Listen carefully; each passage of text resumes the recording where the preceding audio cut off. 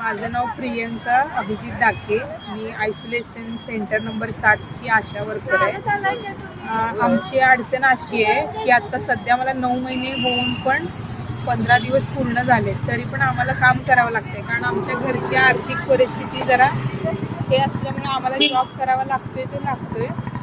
Plus आमची इच्छा अशी आहे की आम्ही पण शासनाचे कर्मचारी आहे, शासकीय. आम्हाला सुट्टी असते, पण ती बिनपगारी सुट्टी असते आणि आमच्या आर्थिक अडचणींमुळे आम्ही ती सुट्टी घेऊ शकत नाही. काही अशा असतात की त्यांच्या परिस्थितीमुळे त्या महिना तिथं 2 महिने आराम करतात आणि लगेचच कामावर रुजू होतात. कारण त्यांना सुट्टी जी असते ती पगाराची नसते, ती बिनपगारी सुट्टी असते. त्यामुळे आमची इच्छा अशी आहे की आम्ही प्रेग्नन्सी आधी किंवा नंतर ज्या काही सुट्ट्या घेऊ त्यात थोडाफार तरी आम्हाला मानधन त्यांनी द्यावं. आणि कोविड काळात आम्ही एवढ्या रिस्क घेऊन आमची लहान मुलं, आमचं कुटुंब या सगळ्या गोष्टी बाजूला ठेवून आम्ही सगळ्या लोकांना जी हे केले, सेवा पुरवली, त्याची तरी थोडीशी जाण म्हणून तरी त्यांनी आम्हाला प्रेग्नेन्सीमध्ये विथ पगार सुट्टी द्यावी एवढीच अपेक्षा आहे. मी मेघा उत्तम पवार, राहणार कोल्हापूरची आशा सेविका सावित्रीबाई पुणे सेंटर नंबर 1 भाग मंगवा पेठ PTM साठमारी इथं कार्यरत असून माझा 2 महिन्यापूर्वी ॲक्सिडेंट झाला होता. त्या ॲक्सिडेंटमध्ये महाराष्ट्रातील आशा गट प्रवर्तक यांच्यावर आपत्कालीन परिस्थितीमध्ये वैद्यकीय अडचणी आल्या, त्याची जबाबदारी शासनाने घेऊन त्याचा आर्थिक भार शासनाने घ्यावा.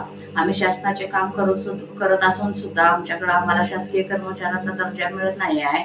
आम्ही आशा सेविका तळागाळापर्यंत पोहोचून लोकांची सेवा करतो व शासनाच्या सुविधा पुरवतो, शासनाच्या त्यांच्यापर्यंत सुविधा पुरवतो. त्यामुळं आम्हाला शासकीय कर्मचाऱ्याचा दर्जा मिळावा अशी आमची सर्व आशा व गट प्रवर्तकांची इच्छा आहे. म्हणून आणि आजपासून इथून मागे झालं त्याच्यापेक्षा इथून पुढे जेव्हा कुठल्या आशावर अन्याय होईल त्या आशांची जबाबदारी तुम्ही शासनाने घेतली पाहिजे असं मला वाटतं.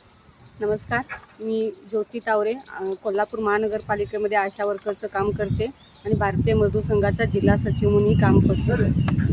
आता गेले काही दिवस झाले आशांचे ॲक्सिडेंट होतात किंवा वैद्यकीय सुविधा नसल्यामुळे त्यांना म्हणजे असं मानसिक संतुलन वगैरे बिघडतं.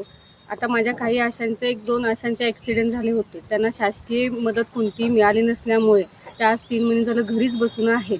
मला शासनाला एवढं सांगायचं आहे, इथून मागं आशा ANC असतील, PNC असतील किंवा ॲक्सिडेंट झालेल्या ज्या काही आशा भगिनी असतील त्यांना शासनानं त्या आशा सेविका कामावर आधारित मोबदला घेत असतात.